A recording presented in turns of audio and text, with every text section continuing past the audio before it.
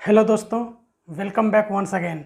आप लोगों का फिर से हमारे यूट्यूब चैनल में स्वागत करते हैं। दोस्तों, आज हम लोग बात करेंगे top performing 2 mid cap mutual funds के बारे में। जो सबसे टॉप परफॉर्मिंग म्यूचुअल फंड्स हैं, जो है सबसे पहला रैंक में है क्वांट मिड कैप फंड और दूसरा है PGIM India mid cap fund. तो चलिए इसका रिव्यू करते हैं। दोस्तों, सबसे पहले क्वांट मिड कैप फंड। दोस्तों, quant mid cap fund 1 ranking mutual fund है, 5 स्टार रैंकिंग मिला हुआ है। और PGIM India mid cap fund rank 2 है, इसको भी 5 स्टार रैंकिंग मिला हुआ है।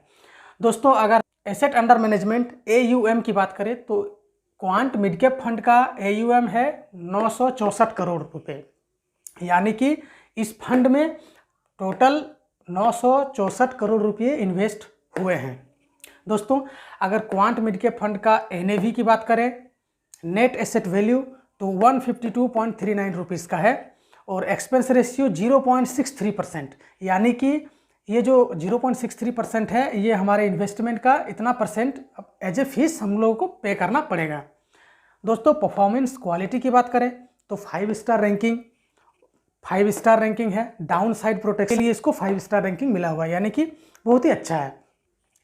और दोस्तों, ये चूँकि quant mid cap fund mid cap stocks में इन्वेस्ट करती है, तो एक बात जानना चाहिए हम लोगों को। तो क्वांट मिड कैप फंड का जो जितना भी फंड साइज है 964 करोड़ रुपए, तो इसका 75.07% जो है मिड कैप स्टॉक्स में इन्वेस्ट होती है, यानी कि मिड कैप फंड है, इसका 75% मिड कैप स्टॉक्स में इन्वेस्ट होती है।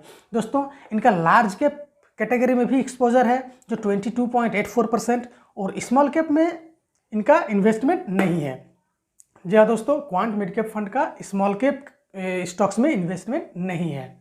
दोस्तों, इसका 3 ईयर CAGR 38.02% और 5 ईयर CAGR 22.28% है। PGIM India mid cap opportunities fund. दोस्तों, जैसे कि मैंने पहले ही बताया कि ये रैंक 2 म्यूचुअल फंड है, इसको भी 5 स्टार रैंकिंग मिला हुआ है। और अगर एसेट अंडर मैनेजमेंट की बात करें तो 7,257 करोड़ रुपये हैं और इसका नेट एसेट वैल्यू 51.39 रुपीज़ है, यानी कि अगर आप इसमें इन्वेस्ट करते हैं तो जितना भी पैसे आप इनमें इन्वेस्ट करेंगे, या लमसम हो या SIP के थ्रू हो, तो जितना भी पैसा आप इन्वेस्ट करेंगे उस NAV के हिसाब से उतने ही आपको यूनिट मिलेंगे।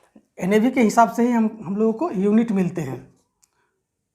अगर मान लीजिए आपने 1000 का SIP शुरू किया तो 1000 रुपये में इस 51.39% के हिसाब से जितने भी यूनिट बनते हैं उतने यूनिट आपको अलॉटमेंट हो जाएंगे।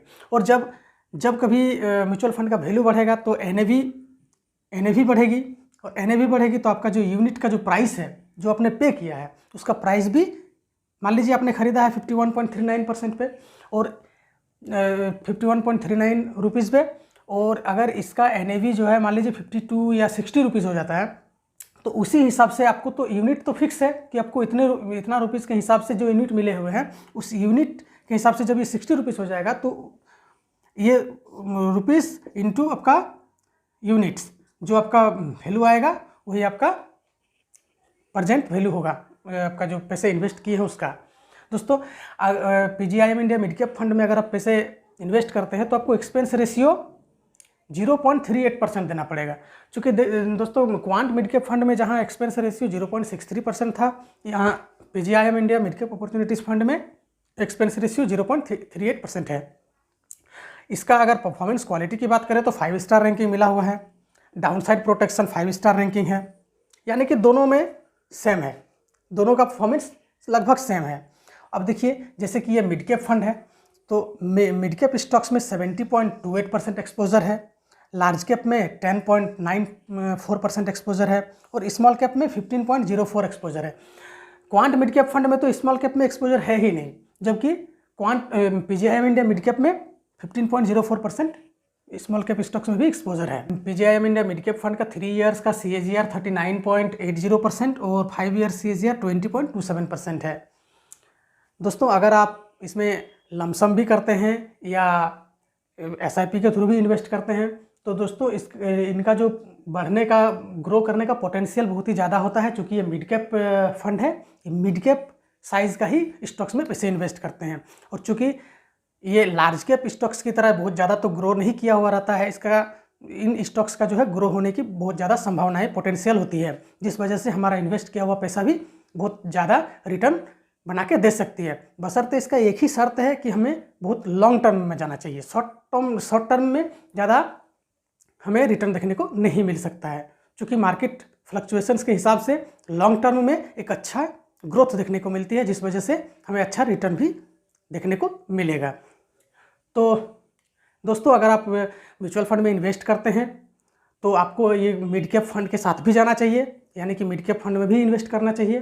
तो ये top performing mid cap fund है, क्वांट मिड कैप फंड और PGM India mid cap fund. मैं पर्सनली दोनों मिड कैप फंड में इन्वेस्ट करता हूँ, तो आप भी इसके साथ जा सकते हैं। Thank you very much.